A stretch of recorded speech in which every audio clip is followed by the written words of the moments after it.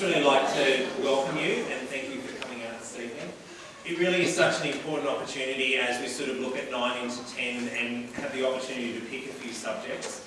Obviously, you're a little bit of an old hand at it because you did get to pick some of your subjects this year, but for next year, I suppose there's a little bit more that you get to choose within the sciences and the humanities.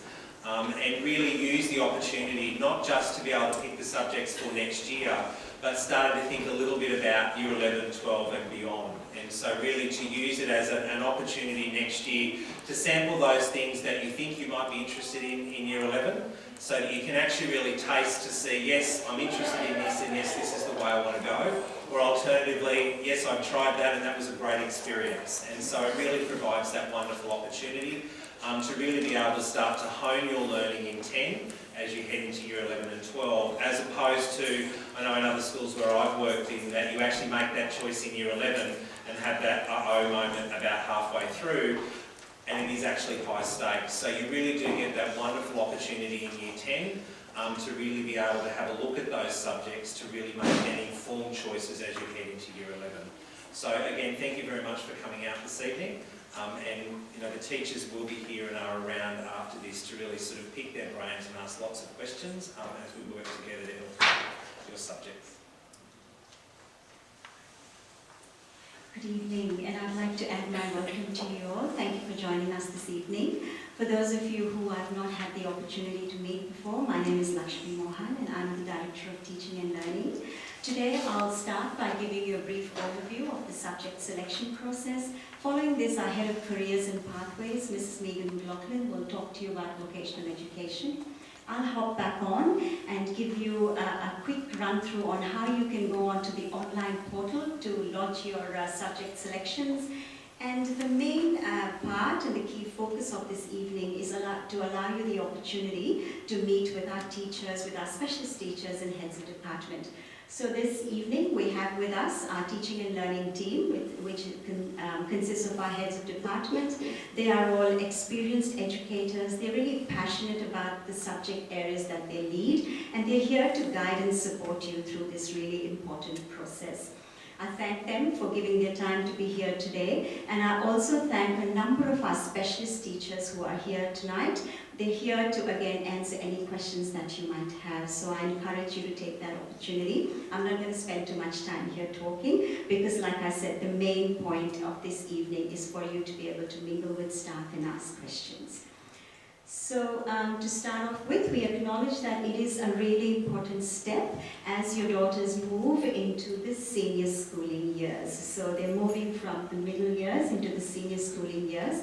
And yes, of course, they will start getting introduced to the expectations of years 11 and 12. So year 10 forms a really strong foundation for the study of senior subjects.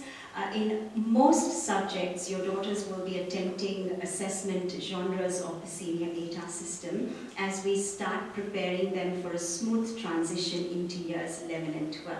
So yes, there will be an increased complexity of subjects, there will be increased challenge, and we want our students to be challenged because that is really important. We want them to find the work challenging, we want them to take risks and make mistakes and learn from those mistakes. But all of these in our safe and supported classrooms, supported by our amazing staff so that they're able to grow. Because all of the research shows that true learning occurs when we do make mistakes. So there will be the challenge, there will be the expectation that students start taking more responsibility for their own learning, there will be an increased expectation of independence in the workload. So all students as part of their core curriculum will study an English and they'll have some options. So at a year 9 level there's only one English on offer, whereas when they come to year 10 they're able to choose either general English or essential English. Now essential English is an applied subject and most of the applied subjects lead towards, the general subjects will lead towards tertiary pathways after school, whereas the applied subjects, while they may lead towards tertiary pathways, they're more aligned to vocational education work straight after school. All students will choose a maths and there are some choices there as well. They're able to study general mathematics, mathematical methods, or essential maths, which again is an applied subject. So they need to choose one English, one maths. They also get to make choices with science, as Andrew said before. So in the sciences, they're able to study a physics, chemistry stream, or they can choose a biology, psychology stream. So what happens there is they do a couple of terms of physics and a couple of terms of chemistry, and the same with the biology and psychology. In humanities, there are 4 different options. So you can study business and enterprise, global studies, historical studies, and crime, law, and justice. So that forms the core curriculum. In addition to this, of course, students will study Christian education as well.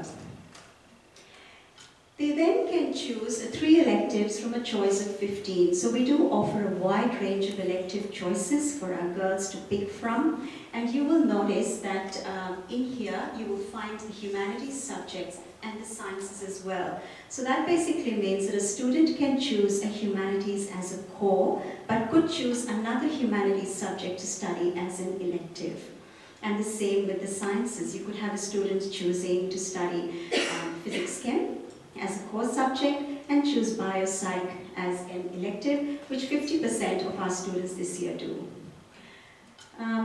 Whether you choose a subject as a core or elective, it doesn't really matter. You study the same content, you do the same assessment. So you don't have to worry. Should I be picking it as a core or elective? It doesn't matter. You're going to study the same course and you're going to engage in the same assessment. Most of the subjects that we have in year 10 will lead on to a study of a subject in 11 and 12. And around this time next year is when you will start looking at the subjects that you want to study in years 11 and 12. Now, I'd like to spend a little time talking about the maths that you should choose, because that's a fairly significant choice that you need to make, girls.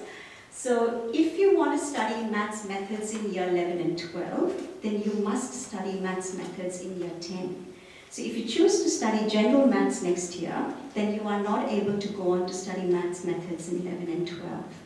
So what does that mean for you? If you're unsure right now, and it's okay to be unsure, right? So we have a lot of girls who are not really sure where they want to head after school, and you want to keep your options open. I encourage you to try maths methods. You can always change your mind at the end of next year. If you feel that's not for you, you are able to go on to study general maths in years 11 and 12, but you can't do the reverse. You can't study general maths next year and move on to do maths methods, okay? If you choose to study essential maths next year, then you can only study essential maths in 11 and 12. So have a good chat with your teachers before you make your choices. That's what they are here for. That's what we are here for, to guide and support you through this really important process. Also, something to note, essential maths may not meet a number of prerequisites for university courses. All right, so but that does not mean that we don't have students to study it. There are students usually who are looking at a vocational pathway after school, and there are some universities, for example QUT, where some of the courses will accept essential maths as a prerequisite in entry level. With regards to specialist maths, if you choose to study specialist maths, so one of your electives for next year is specialist maths. If you want to study specialist maths, you have to study maths methods. They are core subjects, they go together, so that you will have to choose methods if you want to study specialist. Also, just to flag, if in years 11 and 12 you are looking to pursue a science-based course, or later in university you're looking at courses like engineering or even economics, a lot of the times the prerequisite is maths methods. Now, if you want to know a little bit more about the prerequisites to certain career pathways, please see Mrs. Megan McLaughlin. She has a wealth of information about different pathways, the entries into different universities, and she'll be happy to answer any questions that you might have. If you are thinking of studying physics in senior, you must do maths methods. So I keep bringing this up. If you are unsure and you really want to keep your options open, then next year is a good year to give maths methods a go. When you come to English, if you choose General English next year, then you are able to study in years 11 and 12, either General English, so you can continue with the study of General English, or you could study literature, or you could study English as an additional language. Now there are certain criteria that students have to satisfy to be able to study English as an additional language. If you think that you qualify for that criterion and you'd like to know a little bit more, please see our head of English and Humanities, Miss Kim Eagle, and she'll be able to answer your questions for you. If you choose to study Essential English next year, then the only English that you can go on to study in 11 and 12 is Essential English. So that kind of limits you in years 11 and 12. And just like the Essential Maths, Essential English will meet some prerequisites in some universities for some courses, but not all of them. Sorry, that's lots of information that I'm throwing at you, but all of this information is also available in this subject selection booklet that's in the handout that you received. So please, I really strongly encourage you to read through that. There's lots of information in there. So before you make your final choices, please read through that booklet. The other thing is, if you are planning to study in years 11 and 12, either physics or chemistry, you must study science, physics, chemistry next year.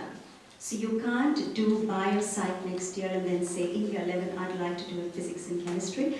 That is not possible because a lot of the base knowledge for year 11 and 12, physics and chemistry, is built in year 10. So that's really important for you to know. However, if a student doesn't do biopsych next year, if they choose physics chem, but they want to go on and at the end of year 10 they think, oh, I really want to do this course in psychology, am I able to do psychology in year 11? The answer is yes. There will be some catching up for you to do, but you are able to do that. And finally, if you're intending to study a language or music in years 11 and 12, then you must study that in year 10. And I'm hoping that you're already studying that in year 9. Okay? All right. Our expectation is that students do not change subjects anytime during year 10. We would like you to give it a really good go. And at the end of the year, you might decide that this is not the subject for me. That is fine. But we would like you to see the year through so that you get a really good idea of what the subject means for you, how you're traveling, and whether you would like to continue with the study of it or not later in CE. And I guess that's saying exactly what I just said. It is a year for you to determine what your interests are, whether you really want to study a subject or not. And you are able to make a change at the end of year 10. If you think that there's a subject you don't want to continue with, that is fine. There are some subjects that you can change, but then there are the restrictions as well that I've mentioned all along. Okay? All right, I will now invite Ms. Megan McLaughlin to talk a little bit about vocational education.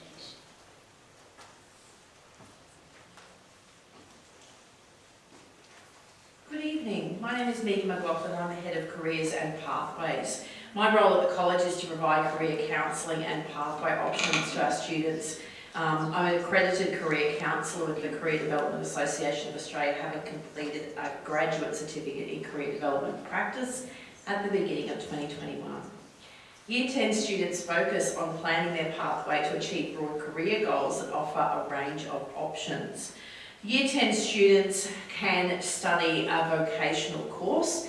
The reason why you might choose to do that is it does provide some very practical experience in skills and areas that may lead to further study or jobs down the track as well.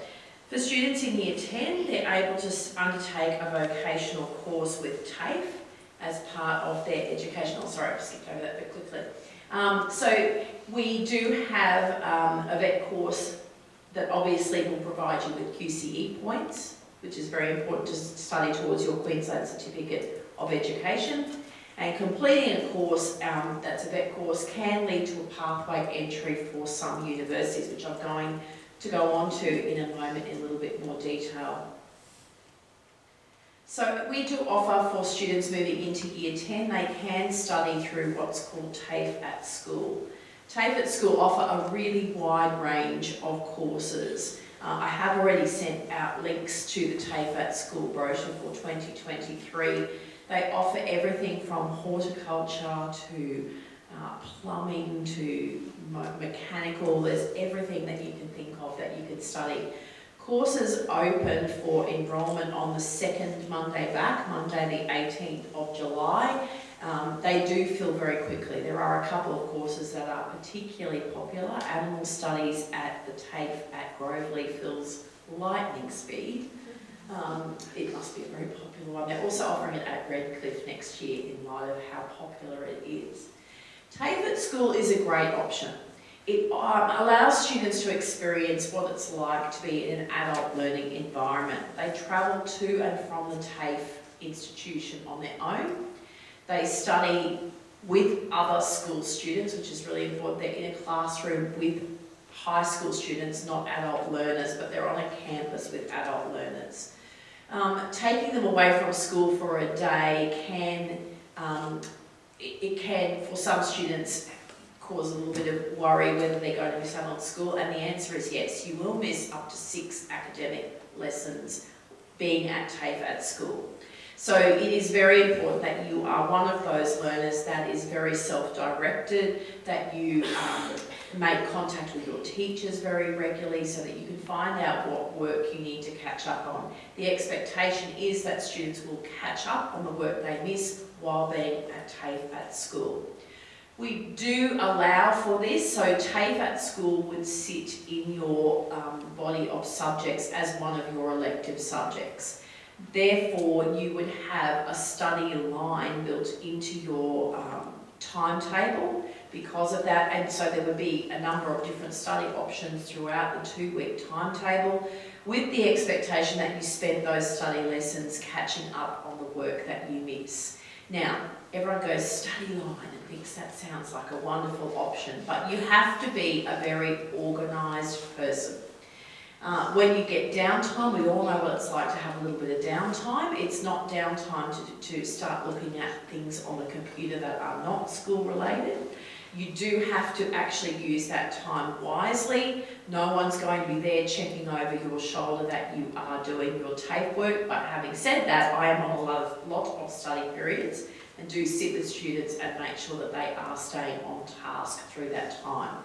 So it's very important that if you were looking towards study, it isn't the easy option. It's just a different option. It's different to a school subject, but it's not the easy option out. It's more for those students who are potentially thinking of perhaps going down a vocational education pathway once they finish school. Alternatively, a lot of students do pick a TAFE course at school with the thinking that it can then be an income stream when they're at university, which is a really good option. Lots of kids might do a makeup course so that they can do bridal makeup while they're studying at university and earning a better income than working at McDonald's. We also offer a school-based traineeship. We have students at the moment, we've got one student in Year 10 who is doing a childcare traineeship at Lyndhurst Early Learning Centre across the road. We also have a Year 12 student that's doing a school-based traineeship as dental assisting with Queensland Health. The way that a school-based traineeship works is it's like a job in school time with a study component that goes along with it. So they complete a nationally recognised qualification at the same time as they work. So they have to have, obviously, that great employer-employee relationship. It builds a lot of skills in there. They also do their studying whilst they're at school. A traineeship takes mostly around 18 months. So a student would tend to start it in Year 10 and finish it in Year 12. So it's something that's long term. It tends to be, again, something that they think that they will do once they finish school as well. So the childcare option, our one that's in childcare at the moment, that's her lifelong dream, is to continue to be a childcare worker once she finishes school. If you would like more information about school-based traineeships, I'm more than happy to talk to you about it. It's a kind of a niche market, so it's not something that everybody wants to sort of do once they're at school.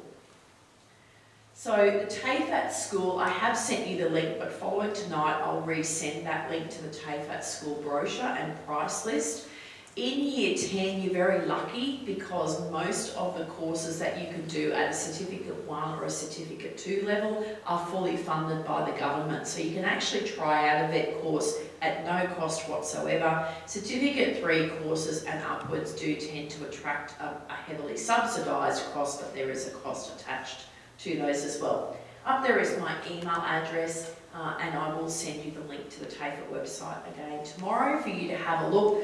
If that is something that you would really like to pursue, please do get in contact with me even over the holidays, because I'm happy to do the TAFE application for you given how quickly they do fill. I don't want you to miss out, so I'd like to sit down at 9 o'clock on Monday the 18th of July and fill in your TAFE application so that we have the best chance of getting you into those courses.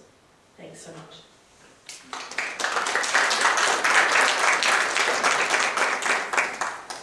I'm back again. Right, so girls, what are the sorts of things that you should ask yourself, or what are the sorts of things you should consider before you make your choices? Firstly, you need to be realistic, obviously. So have a look at how you've gone in the subjects this year. Have a look at your semester 1 reports, talk to your teachers. When you come back in week 1 of term 3, you will have parent-teacher interviews on the Tuesday and the Thursday. So you've got some more opportunities, you've got your reports by then, have a chat with your teachers. Think about what you enjoy. Now when I say what you enjoy, think about personally what you enjoy, not what your friends want to do. Please don't select subjects just because your friends are choosing them. There's lots of opportunities for you to be with your friends, have fun, socialize outside the classroom. When you're in the classroom, you're focusing on your academics, and you really should be looking at what interests you, what do you want to study, and where do you see yourself going in years 11 and 12. Are you motivated to try something new? And when you're reflecting on the subjects, be honest with yourself and have a think about, did you really try the best that you possibly could in that subject this year? Did you ask for all the help that you could get? Did you attend tutorials? Did you ask enough questions in class? Did you focus enough in class? Or could you have done better? And hence, would that be something that you could continue to try for next year? So those are the sorts of things you really should reflect on. Don't choose a subject just because mum and dad were good at it. You're an individual in your own right. You might have lots of things that are common with mum and dad, but there'll be lots of things that are individualistic to you, okay? And along the same lines, please don't not choose a subject because mum and dad are not good at it, all right? Okay. So once you've had a chance to think about, ask yourself some questions, have a chat with your teachers, what do you then need to do? Step number 1, please have a read through that subject selection handbook. Like I said, it's got a lot of information on it to guide you through the process. Talk to your teachers and heads of department, that's why you're here today. And it doesn't mean that if you go away from today and you've got some questions that you think you should have asked, you can come back and see your teachers. Send us an email, we're here to guide and support you through this process. Step 2, you need to make a choice of an English, a maths, a science and a humanities subjects. That's the first thing. What are you going to study as part of your core curriculum? You then need to choose 5 electives. Now it might look like I'm contradicting myself. I said you will study 3 electives. Yes, you will study 3 electives, but you need to make 5 choices, 3 preferences and 2 reserves. Okay? And the really key or crucial thing is you must order your preferences in the order that you want to study them. So if drama is something that you really, really want to study, that should be your preference number 1. And then you go down the list like that, okay? So that's really crucial. After that, you need to go online and lodge your preferences. So in your little pack, there is this A4 sheet of paper, which is called your Web Preferences Access Guide. On this sheet of paper, you have a unique access code and password. So it's really important that you have picked up the correct folder with your name on it, because if not, you'll be logging in as someone else. Okay? So we don't want that. So you need to follow the link that is on screen, and that link is on this sheet of paper as well. You need to log on to the portal and fill the online subject preference form. I'm going to take you through the actual process of filling the form in a minute, but I want to flag a date. You have to complete your preferences by the 15th of July, which is the end of week 1 of term 3. And at 8 p.m. the portal will close, so you just need to remember that date. Parents, you have a role here too. Your daughters are not able to submit their forms unless you've signed off on it. So their part is to choose their preferences. Your role is to, they sign, you sign, and then it comes to me. Okay? So now I'm going to quickly take you through the process. When you access that link, it will take you to this page. You put in your unique access code and password, which is on that sheet of paper. Once you do that, it will take you to this welcome page where it says, welcome to subject selection. On the top left-hand corner, it's very, very small, you can't see it, apologies for that. Mine says AAA because I registered myself as a student, a dummy student, and I call myself AAA. So that's why it says AAA. You girls, you will find your name in the top left corner, okay? Once you hit add new preferences, it will take you to this page which basically says you need to choose an English, choose a maths, choose a science, choose a humanities subject, choose 3 preferences and 2 reserves. It also says that if you want to choose EAL as a support subject, then you must put it as preference 1. So that's really simple. Read through that, hit proceed, and it will bring you to this page. It will prompt you to choose an English, choose a maths, choose a science, and choose a humanities using a drop-down menu. It will give you the options that you can pick from. Once you've done that, if you move on to the next page, well, that's not moving on. That's when you select, that's how it's going to look. Once you put your options in, that's how it looks. You move on, it brings you now to your electives, and it says select 3 electives and 2 reserves. Okay, this is where you have a good think and you put in your electives. Now, if you think that you really don't want to put in any reserves because you absolutely only want to study those 3 references, well, it won't allow you to submit the form. So I've told it not to accept unless it's got 5 things in there. So it's quite clever as a program like that. If you try to trick it, it doesn't get tricked, all right? So you have to have 3 preferences and 2 reserves. Okay. Once you've done that, so that looks, I put in some preferences there. Once you hit proceed, it will take you to this summary page and prompt you to put a signature in there, girls. This is where you sign online. Okay, you sign online, and that's my amazing signature. That's me, AAA. I've signed off, and once I press submit my signature, it asks me for my parent or guardian's email. So this is where, ladies, you put in mum or dad's email or your carer's email who's going to sign off on your form. Parents, once they do that, you will receive an email that looks like this. It has 4 steps that you need to follow. It says you need to click on the receipt using the link. So there's a link there, you just click on that, it will take you to your daughter's receipt. It says you need to review the receipt, you need to sign and then submit. So that's just a 4-way process.